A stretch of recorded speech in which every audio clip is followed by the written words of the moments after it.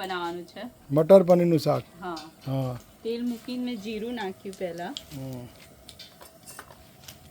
પછી આ હિંગ અમને આલજો અમાર નહીં અમાર આ બધું અમાર કલેક્શન લઈ લેવાનું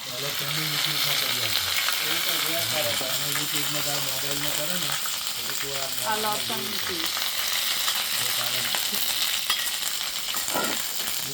નામ લખ્યું હોય ને તે નામ ઉપર બીજા જોઈએ તો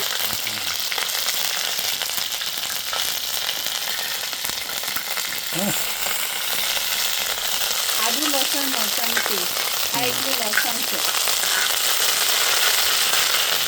લસણ આધો લઈ લીમડો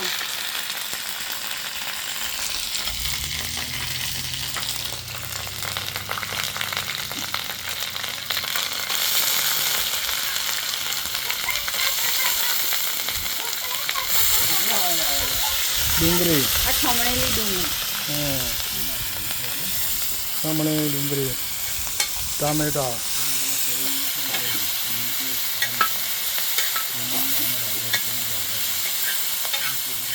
હવે ચડવવાનું છે ડુંગળી ચપાકે પાકે ત્યાં સુધી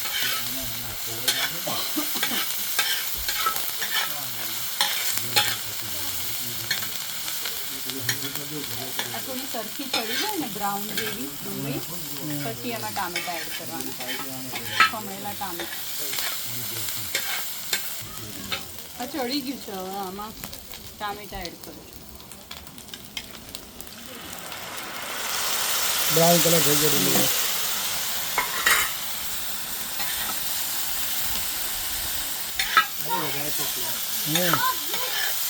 પપ્પા કીધું થોડી ઝીણી સાઈડનો તો હાવ ફ્લેમ ધીમી ધીમી તાપે ટામેટા ચડવા દેવાના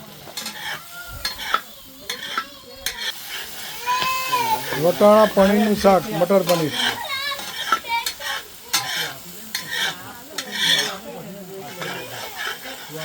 હવે આમાં છે ને બધા હાથમાં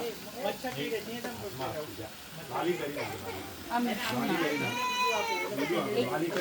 એક ચમચી વાલી કર પછી એમાં ખાવાની વસ્તુ નથી આટલી હળદર હળદર એક ચમચી જેટલું ધાણા જીરું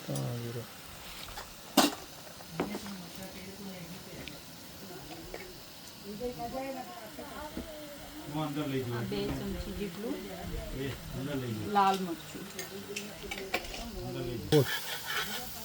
કાશ્મીરી લાલ મરચું નાખ્યું થોડી હળદર નાખી અડધી ચમચી જેટલી અને ધાણા જીરું 1 ચમચી જેટલું ધાણા જીરું નાખ્યું હવે બસ મસાલા બધા ચડવા દેવાના બધું ચડવા દેવાનું પછી હવે એમાં શાહી પનીરનો મસાલો નાખવાનો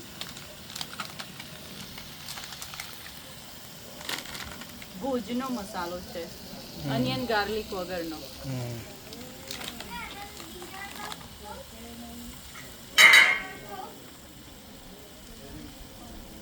અડધી ચમચી જેટલો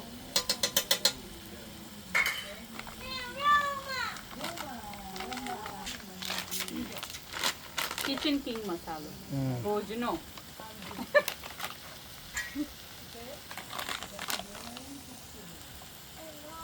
એ અડધી ચમચી જેટલો નાખવાનો બોલ આ મસાલા બની ચડે ને પછી એમાં પાણી એડ કરવાનું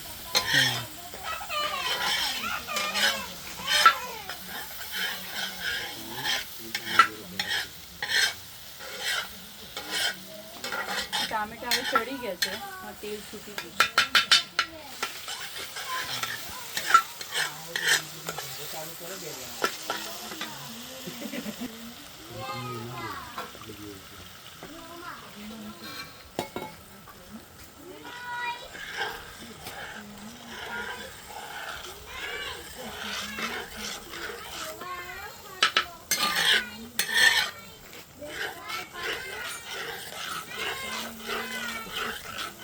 અમે હવે પછી પાછું પાણી જરૂર પડશે તો પાછું એડ કરીને થોડી વાર ચડવા દઈશું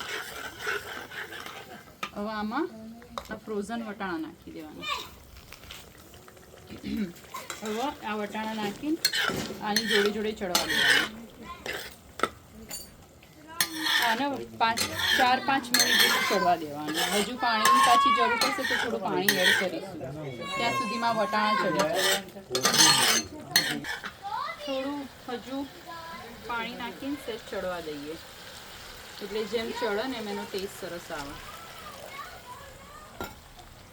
ફ્લેમ હે હા, ગેસ મીડિયમ રાખો. હા ગેસ મીડિયમ. બહુ ફાસ્ટ નહીં, બહુ ધીમું નહીં, મીડિયમ ફ્લેમમાં ચડવા દેવાનું. અમેરિકામાં બહાર રસોઈ બનાવવા આવે હાઉસમાં. બહાર કુદરતી વાતાવરણમાં રસોઈ બનાવવાની બહુ મજા આવે. આ અમેરિકામાં ટેક્સાસ સ્ટેટમાં સાન એન્ટોનિયો ટાઉનમાં આ પનીર મટર મસાલા બનાવીએ છીએ આપણે. આ લગભગ 5 મિનિટ જેવું ચડ્યું છે. હવે એમાં આ કાજુ અને મગજતરીના 10 થી 12 કાજુ અને 1 મુઠ્ઠી જેટલા મગજતરીના બી પલાળી દીધા હતા અને પલાળી અને પછી મિક્સરમાં ક્રશ કરી દીધા છે. એટલે હવે આ એની પેસ્ટ આપણે નાખી અને 2 થી 3 મિનિટ ચડવા દઈશું.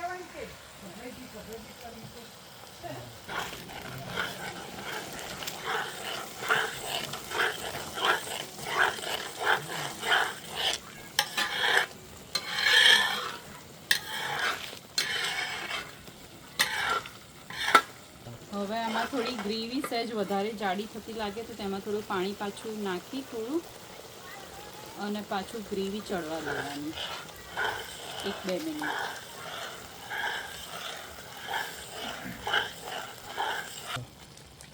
હવે આપણે આમાં બટર એડ કરીશું.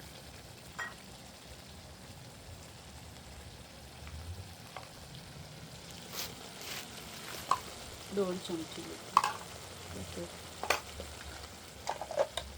જેના પછી હલાવી બટર મેલ્ટ થાય પછી કસૂરી મેથી નાખીએ.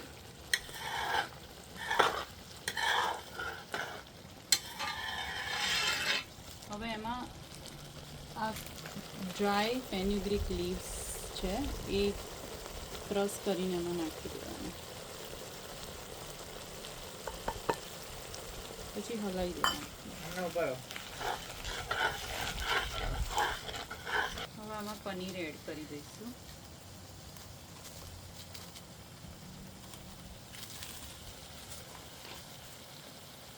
પનીર એડ કરી પછી એમાં હલાવી અને પાછું થોડું પાણી નાખીને ચડવા દઈશું.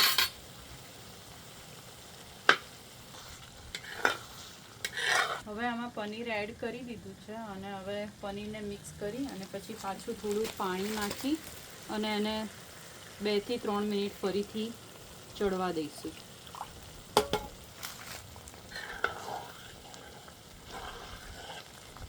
સ્વાદ અનુસાર થોડુંક પાછું મીઠું ઓછું પડે એવું છે એટલે સહેજ મીઠું એડ કરી દઈશું. આ હવે એમાંથી ઓઇલ છૂટું પડે એટલે આ ચડી ગયું છે. હવે આ એનો ફાઇનલ લુક છે એટલે હવે એમાં આપણે આ સિલાન્ટ્રો નાખી દઈશું.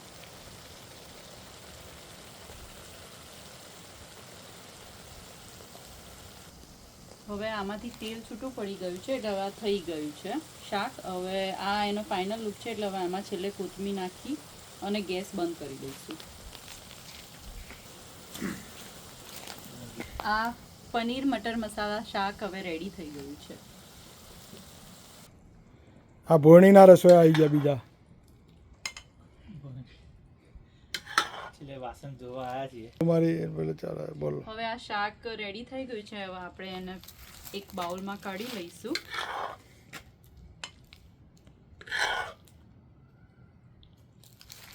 પાંચ જણા 5 થી 6 જણા. હવે આ પનીર મટર મસાલા શાક રેડી થઈ ગયું છે. હવે આ શાકમાં 5 થી 6 જણ ઇઝીલી જમી શકે. આ પનીર બટર મસાલાને તમે રોટલી સાથે, રોટલા સાથે, પરોઠા સાથે, જીરા રાઈસ સાથે ખાઈ શકો.